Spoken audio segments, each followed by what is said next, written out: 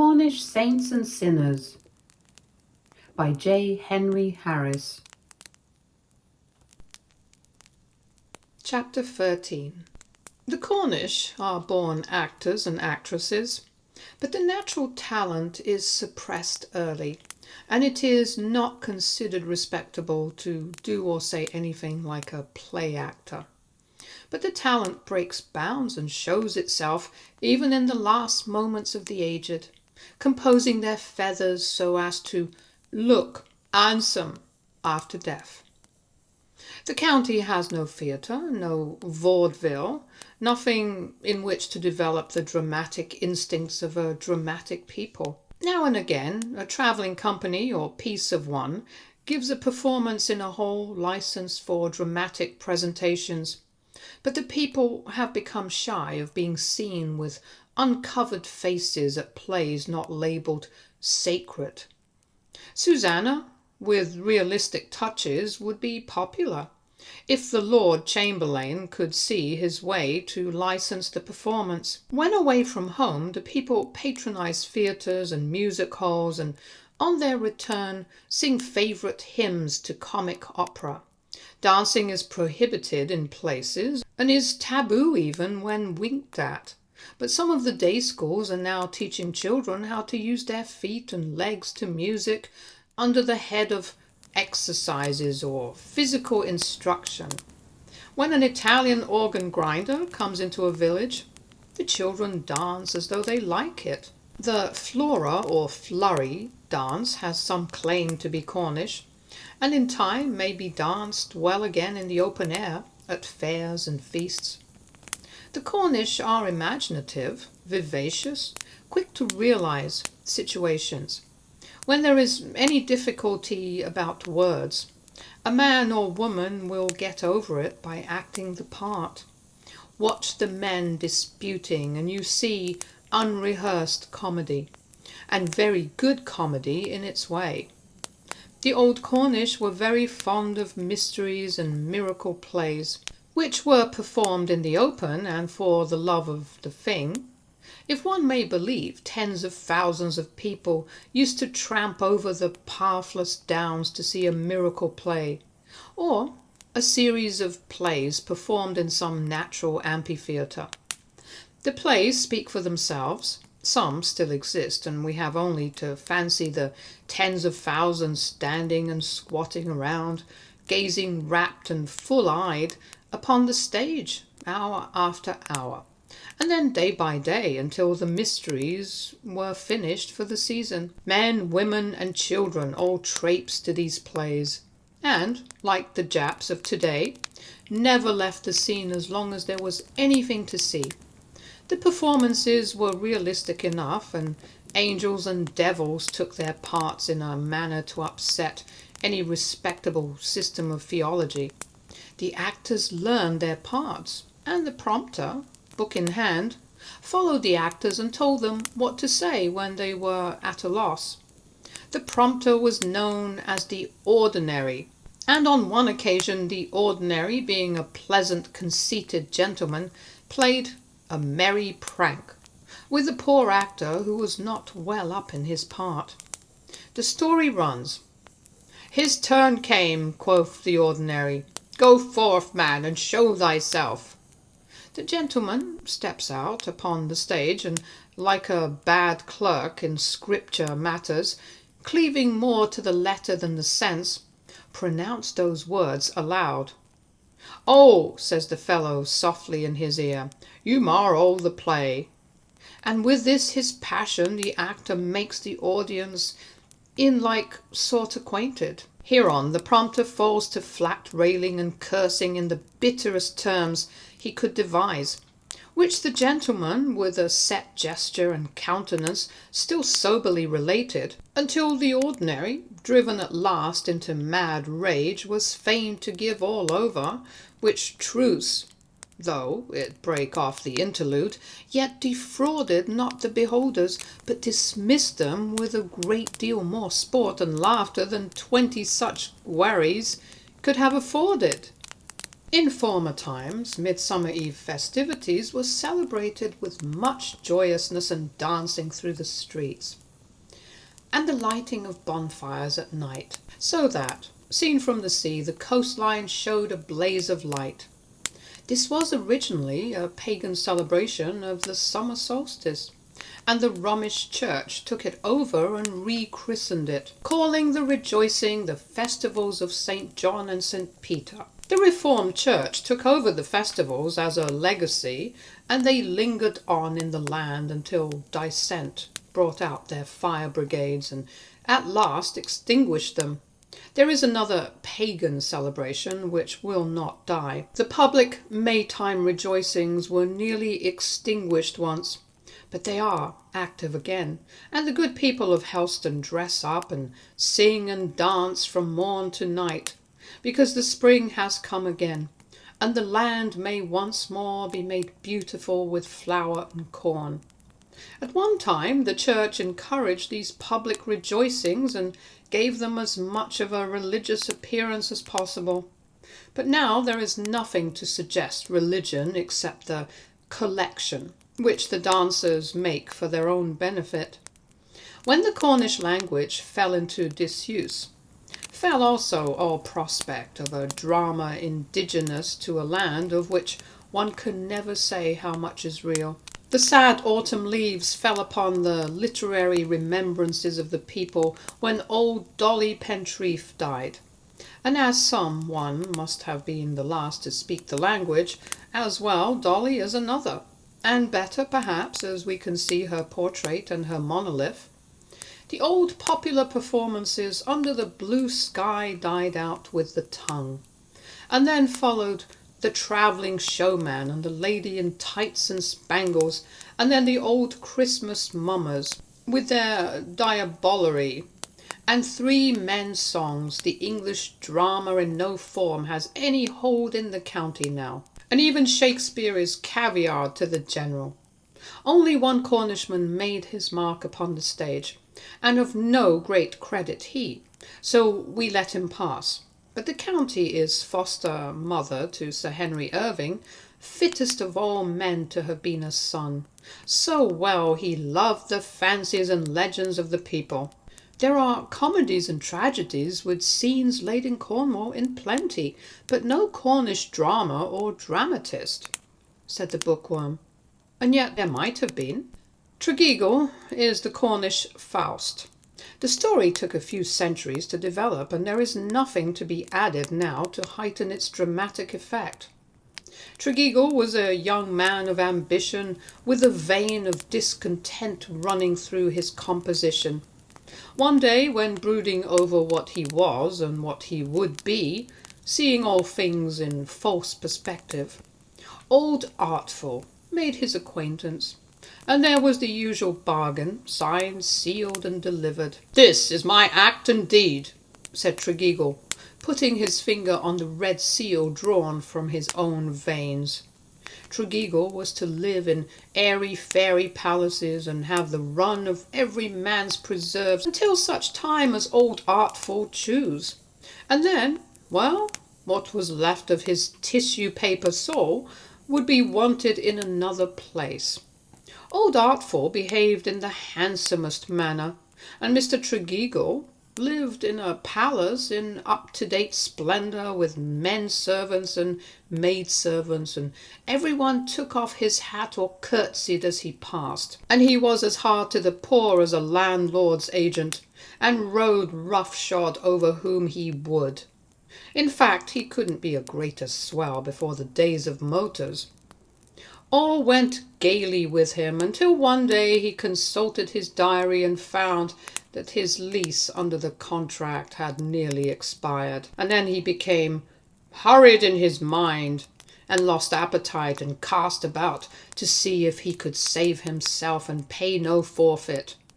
Now old Artful was a good judge of character and knew his man, so when the time was up, he let the fairy palace, with all its beautiful gardens and stables and greenhouses, sink into the earth, and covered them over with water so deep that some said no, plummet could find bottom. Having trapped his man so nicely, old Artful was in good humour, and gave Tregeagle a limpet shell with a hole in it, and told him he might work out his redemption by emptying the lake. For, said he, you can't expect to have all the good things of this world without paying for them, either in money or marbles. Tregeagle looked at the limpet shell, so small that a thimbleful of water would overflow it, and then at the hole in the bottom, but he cared little for that, as he could stop it up with his finger. It was a hopeless task, yet he was comforted by the thought that in the matter of the hole, by stopping it with his finger, he would score one off old Artful. Then he commenced bailing the water from the lake, and when he would rest, old Artful's imps spurred him on until he shrieked and roared, so that all the people round about him shook in their shoes. To roar like Tregeagle became a saying when one was groaning under deserved punishment. The unhappy man is still working at his task, and it is said there is not so much water in the lake as aforetime. Then old Artful will have outwitted himself after all, for he gave the fellow a task intended to be endless. Then old Artful will have outwitted himself after all, for he gave the fellow a task intended to be endless, said Guy. There is hope, and that is where the Cornish story differs from many variations of Faust, said the Bookworm. I like the Cornish all the better for that, said Guy. Chapter 14. We always removed our hats before entering a church. It is the custom of the country, and we were without prejudices. If we saw a clergyman wandering at the rapid growth of nettles and docks and wild heliotrope over his little freehold, we took off our hats to him. I don't mention this in a vainglorious spirit. Only once or twice we were looked on with suspicion, and shown dirty finger marks upon walls, and scratches made with knives upon monuments, and detestable rhymes scribbled in pencil, where they could be seen. We were shown some writing which was discovered pinned to the altar, after a strange gentleman and lady had made the round of the church and gone away.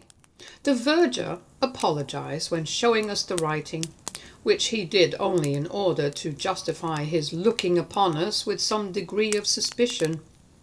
We felt sorry for the lady and gentleman, and they might have been sorry for themselves, if we could have talked to them for a few minutes in a convenient place. The vicar came in and insisted on showing us his treasures. They were not many, and we wished them more for his sake. He was so anxious to make us forget having been told that a gentleman with a soft cap and a lady with no cap at all should have been guilty of pinning an indecent writing to God's altar. He pitied them, and Guy felt that he would like to have the chance of pitying the gentleman with the soft cap, after a strictly private interview. The vicar tapped the Bookworm and would have us stay to luncheon. They exchanged views and talked book catalogues and dry goods like that. We got out into the grounds, which were a little paradise. Something from all quarters of the world grew there, and in the open too. Nothing to hurt them, winter or summer, in this charming place. We got away from books and dry stuff at last, and found that our genial vicar could talk other things. The bien entente, or entente cordiale, or whatever you like to call it, which startled Europe, is so old a thing amongst us that we were set laughing when told of the new discovery. The diplomatic radium of the hour, said the vicar, laughing. I thought you Cornish were very alarmed at French invasions, and hated Frenchmen like the lost archangel holy water. What were the popular stories with which you sent children sobbing to bed about the great Napoleon? Asked the Bookworm. Stories innumerable, and they served a purpose. 1,000 such stories might be invented tomorrow, and some would be believed with a German, a Russian, or a yellow bugaboo for figurehead. But let me tell you, there has always been a link between England and France, and that is the Cornu-Breton link. Cornish boats were often safe in French harbours when Napoleon was fitting out his great armada, and Nelson driving Frenchmen from the seas. We wanted brandy and silks, and French merchants wanted money. So the bien entente was all serene. Then we wanted salt for curing, and there was nothing more common in our harbours than French chasse maree, laden with sea salt, and who more popular than the Breton sailor in a Cornish port? In blue blouse and sabots, and pockets stuffed full of prunes, which he shook out as he walked, followed by a queue of children singing, "How do you do, Johnny Crapaud?" And then, most touching, when Frenchy and the little moose, trusting themselves alone in Cornish lanes, gathered bucketfuls of esculent snails for soup. The bien entente was all right still, though there were wars and rumours of wars.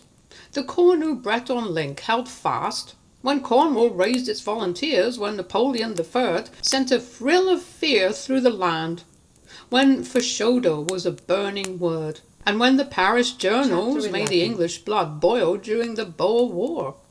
And what was the Cornu-Breton link? The vicar paused and then added, "The link is here. It is knocking at my gate."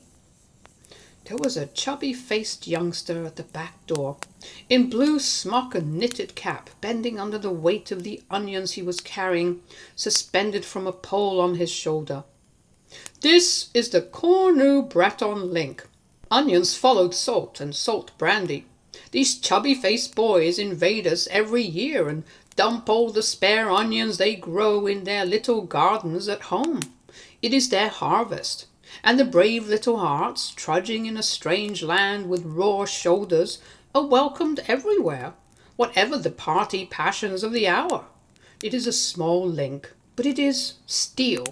And when London and Paris were drinking champagne to the new sensation, we were buying our onions off our little Breton friends, giving them milk to drink and sharing pasties, and giving them ointments with which to rub their poor little raw shoulders, and then resting them in barns so that they might be up and off with sunrise to sell their onions."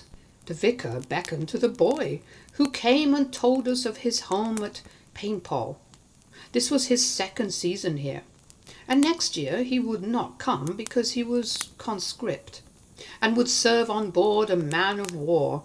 His eyes glistened when he talked of meeting British ships, and the Cornish bluejackets who knew him as a little onion boy, and they would be friends. Guy tipped the boy when no one was looking, and so did his best to keep the Cornu-Breton link intact. I do believe the good vicar was sorry when we went. The people are not given to hustle, if the word has reached the county. The thing hasn't in any great quantity. There is still a blessed refuge in the world for men and women tired of hustle, in all its moods and tenses. Being on time at a railway station is genuine distress to natives until they get used to it, and the language is not strong in equivalents for hustle. To make moderate haste is to hurry all, and to be in a genuine hurry is to be stark staring mad. The idea of smoothness resulting from leisure suits the Cornish genius at home, and he has a pleasing word for it in swant. When everything is as swant as oil, it is perfection itself. "Who carries the broth must go swant" gives the idea of abundance of time in which to perform an errand without mishap. To be too slow for anything is only to be asleep. There is no anger in the reproach, just a gentle reminder, that is all. Anything mouldy and vinewed is said to be sleeping, in a delicious state of rest which it would be a pity to disturb. A Cornishman only does one job at a time. When he talks, he rests from all other work. Guy said he must have his hair cut. The bookworm might please himself. It might suit his style of beauty to be mistaken for an ancient bard. The first town we came to, we looked out for the striped pole, and there was one outside a tobacco shop. It was afternoon when we entered the shop, with a partition running through it, so one half was sacred to the weed, and the other half to the performance of ancient rites. A green curtain divided the double shop from the rear. The shop was empty, but the curtain was half drawn, and we saw a man polishing his boots. This was the barber, who finished his job and met us, smiling. Guy induced the bookworm to take the chair first, because his hair, being darker, would not show the illustrative finger marks so clearly as his own. Guy talked to the barber about boot polish, and so interested him that he stopped operations and talked. A man came in and propped up the partition with a shoulder, and Mr. Figaro left his job and served a packet of cigarettes. Then the newcomer began a story about one Billy Tregarn, who, falling down a clay pit, was mistaken for the miller by his own wife, who turned him to doors with much abuse and a scat in the chacks. It was all very interesting, but took time, and the bookworm was only half trimmed. The newcomer suddenly remembered that he had left his shop open with no one to mind it, and walked away as leisurely as he came. Then Mr. Figaro walked away, only stopping occasionally to enjoy an inward chuckle, and when Guy went off without being operated on, he seemed quite glad at having no more to do just then. In towns, tradesmen spend a good deal of time in their shop doors, looking up along and down along, or across the street, and hold conversations with each other in their several shop doors. The inhabitants live long and die leisurely. When one is a trifle over-anxious, people tell him not to worry, for you'll live till you die like Nickety Boof. The man in the highway never misses a chance for a gossip, and will give old nuts for news to any extent. "Hello, my man! What is the way to Churchtown?" Guy shouted to a labourer who seemed to be doing his best to prop up a hedge. The man struck work at once and came forward leisurely. He eyed us up and down, making a mental register of our marks. Then he seemed to take an interest in us and our business. "Going Churchtown, Arthur?" "Yes, and which is the way?" "On to see Farmer?" "Well then, I hadna home. Farmer had fine field of wheat and 10-acre field. Sure enough, and he's gone to market. He was drashing yesterday, and the drashing machine cut off Tom Curno's fingers. Is sure he dead." "We don't want Farmer," said Guy, cutting in. "Well then, Tom Treblecock? Tom's cow calved last week, and she's a good milker. Didn't know Tom was going to sell." "Never mind Tom. Tell us the road, the way, the what you like to call it, to Churchtown." "There's Parson's house close by the church, and Parson's little mare is a good un to travel, they do say." "How do we get there?" "If so be 'em in a hurry, you needn't go, 'cause Farmer's driving mare to market." "We'd like to get there in daylight," said Guy gravely. "Certainly." And then the man gathered himself together for a supreme effort. "You do go through Meadow Close and Plain Close, and then into High Lane and volley on, and there you'd be, sure." "But where is Meadow Close?" "Oh, back along." "But where?" "Back along to Stile." "Thanks very much, my good man, and may your shadow never grow less." We left the man apparently wondering what sort of animals there were at large who didn't know the way to Churchtown. Gradually he unbent himself and went back to prop up the hedge. In conversation, a good deal of ground is covered in a non-committal sort of way by illustrations well understood by the parties, but Greek to any stranger.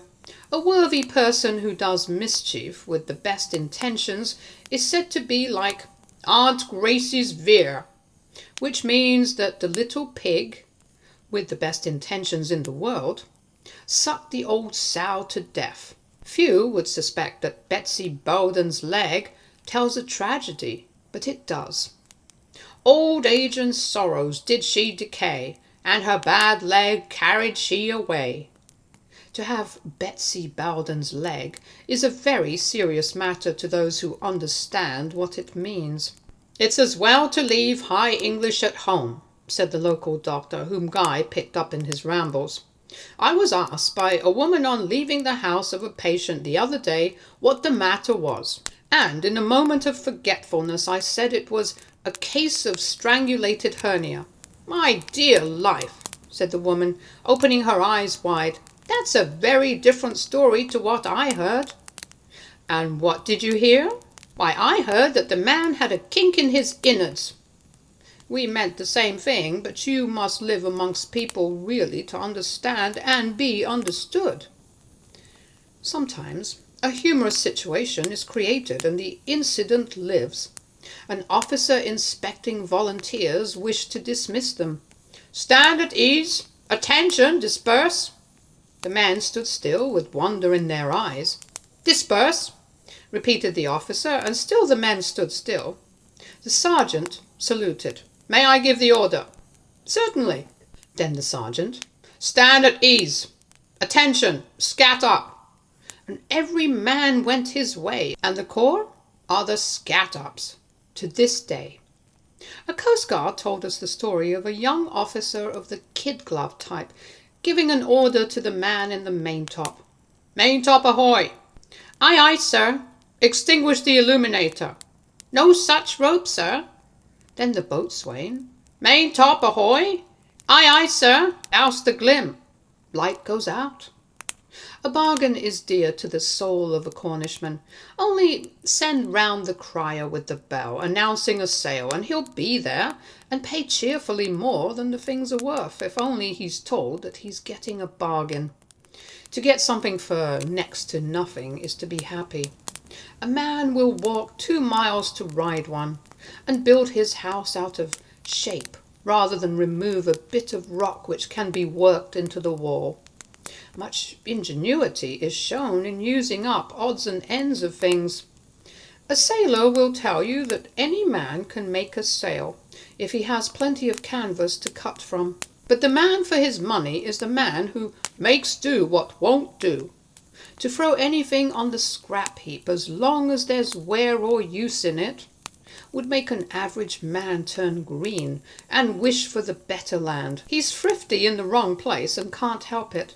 But once get him away from home and he develops and does well, as time goes. We were told that Bryant, of blacking and match fame, and Piers, of soap fame, are not only Cornish, but hail from neighbouring parishes. And Ralph Allen, the lucky, was born at St. Blazy. Ralph was a man of many parts. He brought some order and method into our country mail services, ran the Bath Theatre, married a beautiful wife, and made £16,000 a year out of a government contract.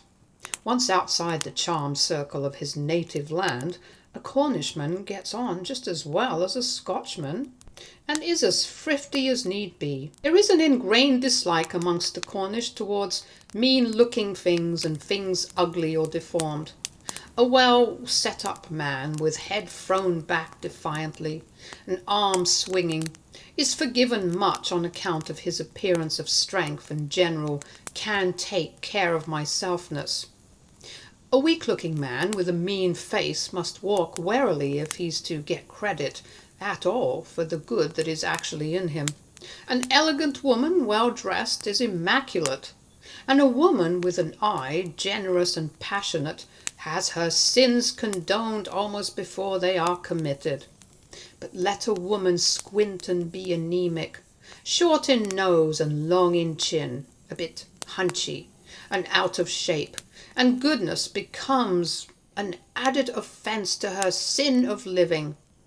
A poor wakely thing and a wished old-fashioned maid are offences to the community, and are willingly parted with. Downright ugliness in man or woman is looked on as the devil's hallmark. "Mark you the man whom nature marks," is a proverb. The first question, asked about a stranger is, what does he or she look like? A great deal depends on the answer. A good-looking and fair-spoken person may travel far and suffer no hunger in the land. The devil is a sin, and sin the father of ugliness. Hence an ugly person has the devil for father and is treated accordingly. The Cornish are a very hopeful race. Bad times depress, but there is always tomorrow to look forward to, and tomorrow may be better than today. Without this bank of hope to draw upon, the two main industries of the county, mining and fishing, would have caved in long, long ago. Contentment is another sign by which you may know the Cornishman at home. If a man meets with misfortune or a friend has gone under, he sums it all up by saying, "Well, there 'tis." The phrase, "there 'tis," is like a plaster of figs covering a sore, hiding much but giving rise to hope that a healing process may be going on. "How be getting on, Jim, without the old woman?" asks a man of his fellow who has buried his wife. "Slight sure enough at first, but there 'tis." And then he goes on about his work as though the last word was said upon the matter. Equally content is another aged pilgrim who has lost the partner of his joys. "Do ye miss her, Bill?" "Yes, sure. Lonely, s'pose?" "'Tis lonely, but 'tis quiet." Bill was content. "When the cider is running away every drop, 'tis too late to be thinking of plugging the tap," is a little bit of old proverbial philosophy which escaped Martin Tupper. The same spirit is in the words.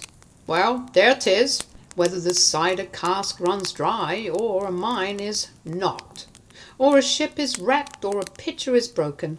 Well, there 'tis," says the victim, with the beautiful serenity of fatalism. "There 'tis." And hope springs up amongst the ruins of shattered hopes. And the Cornishman goes on his way again, trundling his own wheelbarrow, without appealing to the heavens and the earth, and all that therein is to listen to his misfortunes. When he has a stroke of good luck, he's very quiet about it. "I know he have a chat somebody, he's so quiet," one man will say of another on a market day. Chapter 15. Tickle a Cornishman and he'll smile. He likes it. And when you have rested, begin again and he'll still smile. Some people want different handling, like Kaffirs in mines, who only smile nicely after being knocked down with a crowbar. "Going, and I'm just beginning to like ye," is a common form of regret towards a civil-tongued stranger who has found out the way to tickle. Cornishmen abroad tickle one another at their annual dinners, when all that's fair and lovely to the sight belongs to the land of pasties and cream. There are some dialects which make people restless, and some which make people tearful, and some to want to go to theatres and operas, and some to churches, and some, well, elsewhere. An Irish MP on the rungs of Ireland is sure to make you tearful, and a Scotchman, mellow, is certain to cry himself when eloquent on Bobby Burns. But the ordinary Englishman is not moved to tears by ordinary English. His language is very good for getting about with in trains and tram-cars, and finding out the prices of things, and making profits from the equator to the pole.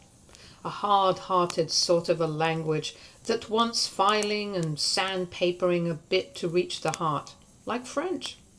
Just by way of making a comparison, which will not be odious now the bien entente is on the carpet, one should come into the duchy to hear how the English language may acquire a languorous ease, which makes one want to sit still at the first milestone, and never to go any further. At first, Guy wanted everything sharp. Boots sharp, breakfast sharp, everything to the minute, and everyone on the alert. The Cornish constitution wasn't made to work that way in Cornish air. A woman was selling fruit at a street corner, and Guy bought some. A small boy was sent to change a coin, and Guy grew tired and impatient of waiting. Then he murmured and talked of calling again at Christmas, if the boy was likely to be back by then. The woman was sweetly placid and asked Guy if he was in a hurry. Guy said he wasn't suffering from that complaint, only he liked to see boys smart and things done quickly, and so helped the world to spin. "I hate to be kept waiting," said he. "It don't seem long to me," said the woman, counting the coppers slowly, one by one, into Guy's impatient palm, when the boy did return. It doesn't seem long to the native to quat and listen to another telling a yarn of endless length, which might all be packed into a sixpenny wire. The stranger has to get rid of irritable impatience before the restful influences of the words and the manner of speaking them lay hold of him. And when they do, he is in a peaceful oasis. A bustling commercial man never dreams of opening his samples until he's inquired about all the family down to the third generation, and in villages he has to remember that his customer's cow was bad last journey, that his black Minorca hen hatched out 15 eggs, and that the rats carried away 10 in a single night. Then he has to see the missus, and talk babies and corns and indigestion, and then, when no one is looking, he undoes his samples and business is introduced as though by accident. Who can be in a hurry when he finds that to get to a place 3 or 4 miles away, he must take the road to Trevalseman, then cross the town place at Ponsondain, which brings you to the stile at Halliwidden, leave Ventungimps to the right, and the church town of Trevesponveen will come in view. Then down by Trebarva Well, and you will reach your destination. Imagine this direction given in a zigzag fashion, with comments and sketches of scenery thrown in, and the story of a man who tackled a bull down by Tranactrania Bottom, and was carried home on a gate and then lived. You can't get away from the man until a sense of peace has fallen upon you. And you don't care if you take the journey now or put it off until tomorrow. The old people who invented these names were in no humour for hurry, and names are as thick as blackberries for every field and brake, and Bottom has its own particular name, which is always repeated in full in conversation. No odds how often it occurs. A farmer knows his fields by their names, just as he knows his children by theirs. The English language shows its restful side in Cornwall. Since our first parents were turned out of Eden, there has been no paradise for children more perfect than Cornwall. We didn't know it until we were told so by an old man hobbling along by the side of a donkey with panniers on its back, and in the panniers fresh fish to sell in the villages through which we were to pass. The old man was in trouble on account of the school children jumping on his donkey's back and riding off at their own sweet wills. Then a boat came in with a little cate of fish, which the old man bought to sell to country, but nowhere could the donkey be found. Then he went about seeking until at last he ran the animal to earth in a quarry, in a break where the children had hidden it in order to ride back again in triumph after school. This was the old man's grievance, and he called heaven and earth to witness that there was no place under the sun where the rising generation better deserved hanging than in this parish, or where parents more deserved hanging for bringing up such varmints. Guy tried his hand at a little friendly examination, and we learnt that things were different when the old man was young, when his very own father would have thought no more of cutting him down with a shovel or stretching him stiff with a hammer, if he went leastways contrary, than he would have of eating a pasty. Well, if he did not like it, he had to put up with it, like the rest, and it taught him how children ought to be trained. But now? The old man was too full of words to speak for a time, but a passage cleared itself, and then we found it was all the fault of the school, and the rates, that children were varmints and ought to be nailed up to barn doors, like weasels and wants and sich like. Lay a finger upon a child now, and the women'll screech murder, marblow, just as if the French was coming. And the men's no better, 'tis all. Come here, Johnny, my son, and please don't 'ee break 'ee the clomb, and please don't make a malkin of yourself, and please don't steal Tom Cobbledick's jackass, and hidden away. When he do want to go to country with fish, I'd plaze them varmints, I'd scat the brains of 'em out.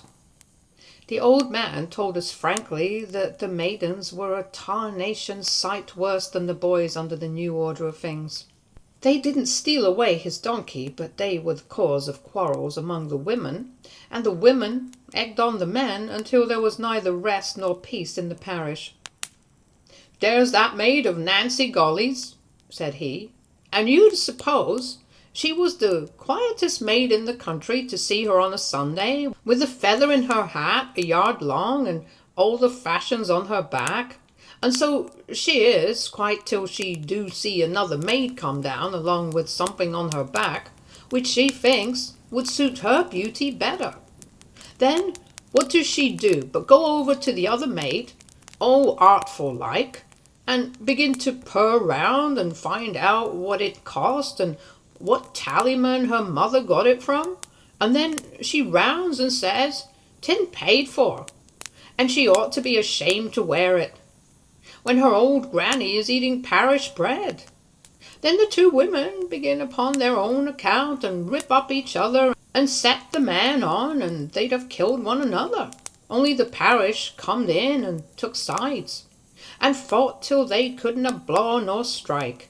And this trouble all because the maidens were dressed up and sent to school to learn books instead of going to work. I'd give it to the varmints, yes, sure I would, said he, with a sing-song drawl, but all his ill temper gone. The old man turned down a by-lane to sell fish at a farmhouse, first telling us how to find Churchtown and Mrs. Tregarthen's inn, where there was a drap of good beer on tap, and we could pay for a pint for him to drink when he came along. Guy said it was refreshing to hear higher criticism of this sort, and wondered what the education department would think did they but know what a man of the soil thought of their strenuous efforts to spoil the rod and teach the varmints to have it their own way. The Bookworm wouldn't be provoked into saying anything, and so we reached the inn and found a very good larder there. There was a pleasant hum of talk outside the inn, where a knot of young miners were chatting over what concerned them most.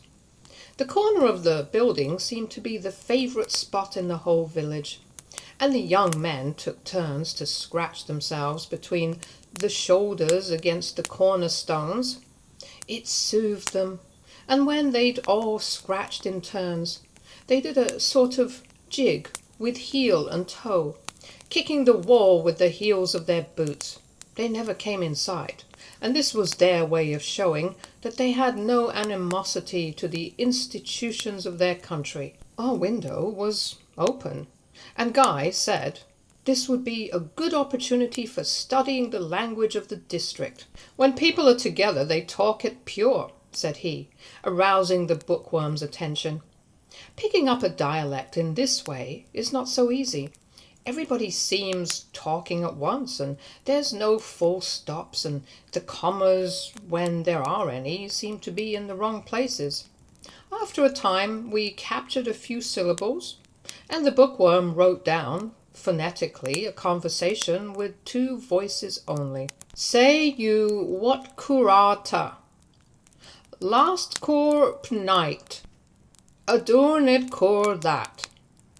We all heard it, and there was no doubt about the sounds. Every shorthand writer would be sure on that point. Then we called in Mrs. Tregarthen's husband and read over the transcript, and he said it was all right, and we might take away as much of the dialect as we pleased in the same way. He spoke slowly, and it came out like this. Say you, what corps art thou? Last corps by night. Don't core that. A core is a turn or shift in mine work, and the last shift by night is not popular. Guy asked the bookworm how long he thought it would take him to pick up the dialect, and suggested leaving him behind and calling for him later. The bookworm was used to this sort of thing from Guy. We picked up a dialect story, and preserved a sentence or two, warranted to be genuine. "Give me a kiss, me old dear," said Phil Pentreath, fisherman, just home from a cruise, throwing his arms around his wife, who has got herself up for the occasion, and does not want to be rumpled. She flushes and is in a great rage, but can't get over the ground quicker than this. "Take your beastly wristises away from me neck, you stinking ravishing haven. Let me go. I won't kiss ye, and you all over sunken grease, oil, and tar. My soul and body, I should be fitty parfit ashamed if I was you, kissing your wife in broad daylight, and downstairs too." An East End girl would cut half across London in the time. Cornish maids don't like cool lovers, and you may kiss early and often, and be thought none the worse of by the maid you were sweet on. If nothing comes of it, the kissing part will be all right, and can be wiped out or carried forward at pleasure. Kissing is a mode of salutation in some districts where the population is stationary and all the families somehow connected, and a strange kiss is welcome as varying the flavour. It is a sign of religious communion among the Methodists. The old people enjoy it at their love feasts, and the young take kindly to the godly example. There is no such county on earth for a kiss in the ring at teas and picnics. Old and young, rich and poor, pastors and flock, run after one another, chasing and doubling and tumbling, and then smack, smack, and the captives are led back with eyes sparkling and lips watering for more runs and more kisses. Pious elders see their young ministers dashing after the maidens, lifting up their chins and kissing them on the lips, and holding them in tight embrace the while, and they just nod to one another and smile, as who should say, "Bless the dear lambs, let 'em enjoy themselves while they're young." But only say dance, and the dear old faces are troubled with visions of the pit yawning beneath their feet. There are different ways of kissing in different parishes, so a young man may tell in the dark what parish a girl comes from by the way she acts, if only he has had sufficient practice. It all comes to the same thing, though. The maidens think themselves slighted if not kissed often enough. As a rule, they get on very well.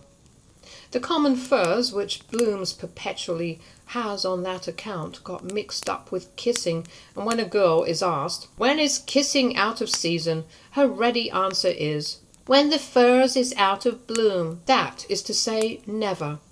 The rich chrome yellow is very seductive, but the thorns!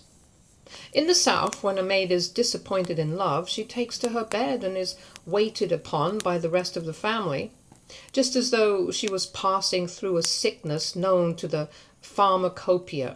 It is a matter of public interest, and the maid is said to be wished about it, and going into a decline. Generally it comes all right again, and the maid gets up and walks out with her young man, and receives the congratulations of the parish. Then things are hurried up, and the end comes. Chapter 16. The girls learn early that it is not good for man to live alone, and never forget it. It is the one text that sticks, and they make the running early for the boys, who are a shy and awkward lot, and want encouragement at first. Then the boys wake up, and the girls catch them, as they intended to do when they first started, and the boys grow into men and are never alone any more. Marriages may be made in heaven for other folks, but the Cornish maidens liked them better on earth, and pleased themselves pretty much in the matter. Misfits will happen sometimes, but they have a nice, soft, easy way of their own, and slip through life as well as most and better than some. The women make very good wives and seldom become acquainted with the learned president of the divorce court. And if they don't believe the men are saints, they wink the other eye and say little. A country woman, tired of her bargain, inquired of a solicitor where she could get a bottle of the drops for the dissolution of her marriage, apparently thinking that nothing weaker than legal aquafortis or Dutch drops would be any good to dissolve the bond. Very few Cornish women have figured in the divorce court, which stands to their credit, so many being the wives of sailors at sea 9 months out of the year, or of miners in foreign lands whom they may not see for years after a brief honeymoon, in the Cornish version of the old mystery play of the deluge. Willing obedience to the husband is shown in the dialogue between Noah and his spouse. Noah says it is time to get into the ark, and the lady says, "Oh, master dear, I will do everything like as thou wishest."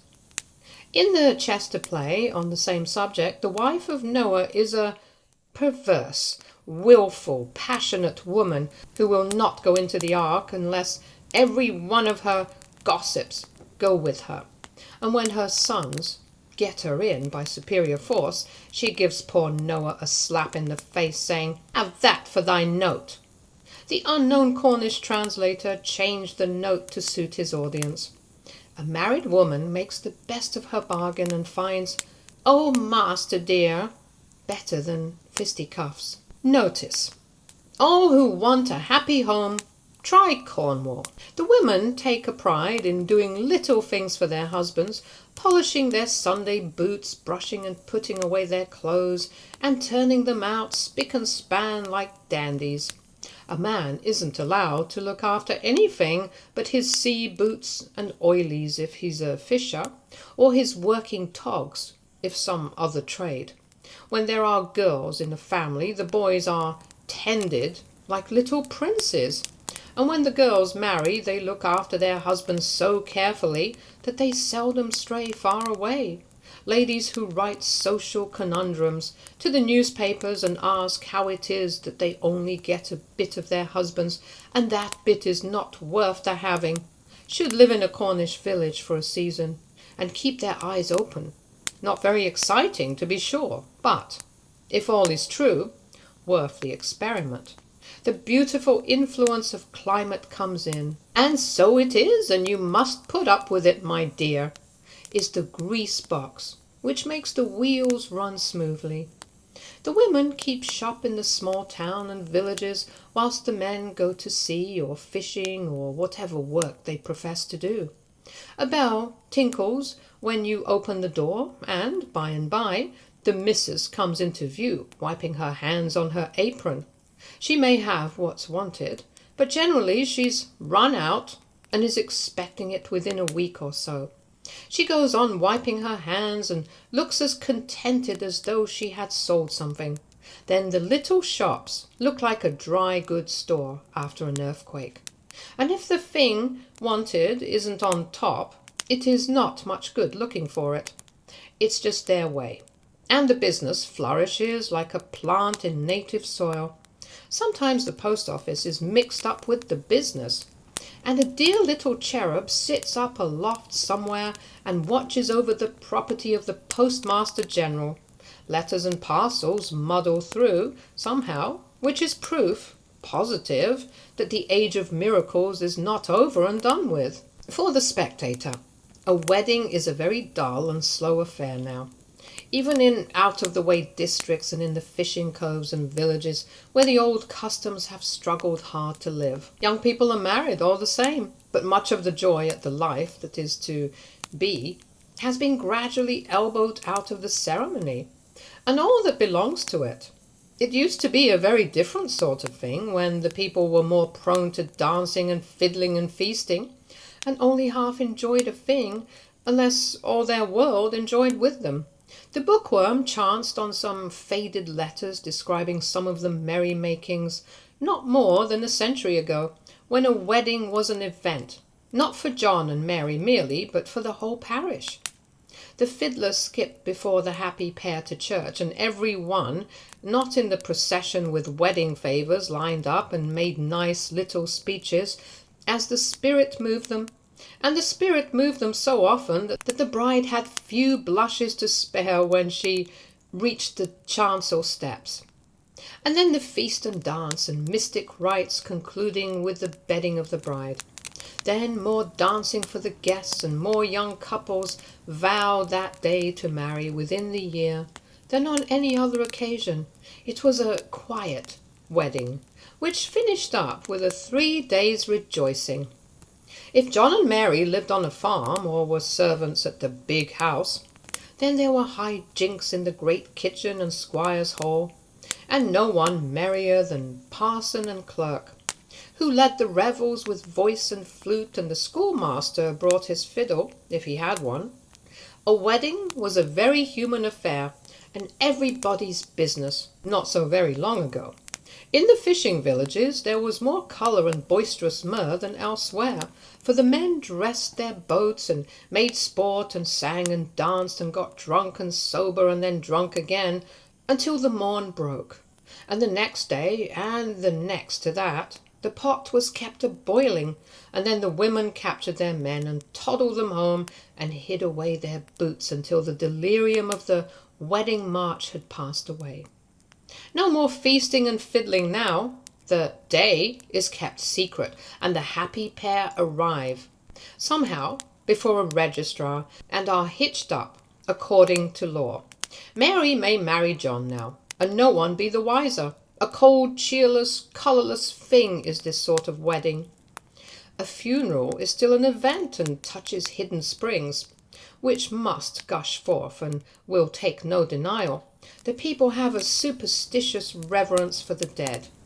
The doors and windows of the chamber are thrown open for the unfettered spirit to escape, and one by one neighbours and friends take a last look at familiar features. To be a handsome corpse, white as a lily and light as cobwebs, is a consolation to an old rip when looking at his wasted hands. A village funeral is a long procession with sacred hymns, then a cup of tea and a bit of curranty cake amongst the women, who talk and sigh and tell each other of their own complaints and the complaints which carried off their friends. Widow women are great in funerals, which freshen up their memories. My man was killed a year agone, and I do miss un, says number one. He's five, my dear, and no one to know what 'tis like them that's lonely, says number two. 'Tis better could in winter, and I tells my maid her poor father would be with me now, if 'twasn't for want of breath. 'Tis a wished complaint, that, continues number one, sighing. 'Twasn't like that with my man, for he had his breath up to the last, replies number two, triumphantly vindicating the superior merits of her dear departed. Widow women don't often change their names.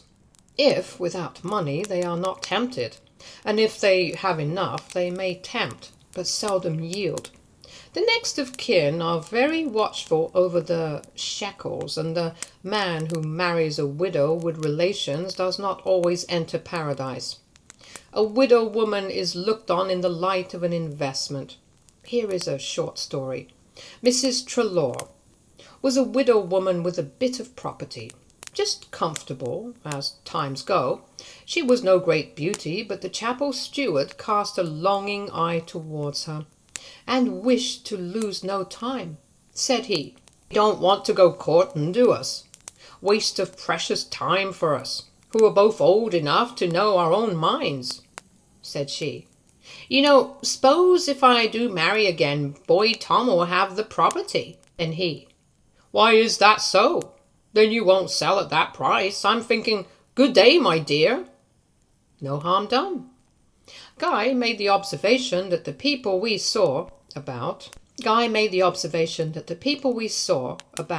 were not much given to frills. He supposed they had them packed up somewhere.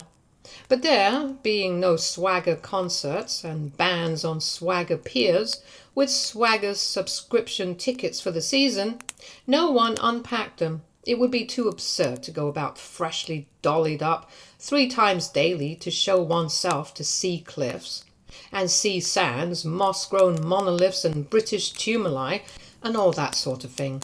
The Piskies would laugh. The Bookworm remembered a French professor writing that when he visited the Acropolis at Athens, he removed his rings and watch chain as being too much out of keeping with his surroundings. He said he smiled at the confession at the time as too Frenchy, but it had a new meaning for him here. Wherever we went, no one we met seemed to want to show off their frills to one another, or to the hoary fragments of antiquity permitted to survive. One would just as soon think of dressing up and showing off in a museum of extinct animals. It must take a lot off a woman's brain, Guy said, to know that she need not unpack her things. And he supposed that was one reason why so many took their fresh air and sunshine treatment now on Cornish moors and beaches, instead of crowding stuffy old German spas, where it was the rule to put in time in showing new frills to one another. The curiosity of the people inhabiting highways, byways, and villages as to the going and coming of strangers has been so gratified of late that little short of a dancing bear would cause a woman to run to her door and stare wide-eyed and open-mouthed. The advent of the hatless one in many colours, making the sun to blush, or in oilskins in wet weather, seemingly satisfied the native and made every other vagary, hats or no hats, clothes or none, not only possible, but something to be looked for amongst strangers. A tall, thin lady, showing much wrist and leg, swinging a stick and wearing her hair short, passed along the road, taking it easy at 5 miles an hour. She was a new arrival at a whitewashed house with thatched roof at the end of the village. We were chatting to an old woman in a big blue sunbonnet, called a book, who had rested her basket on the top step of the market cross. "Stranger?" asked Guy. "Is sure, we don't grow that sort in this soil. But they may one day, for I do mind when they didn't grow mangel-wuzzles. What do I call 'em? Why, I do call 'em great he-shes, them spoiled fur women, and bain't fitty fur men." This was a wayside verdict on a choice variety of the sort.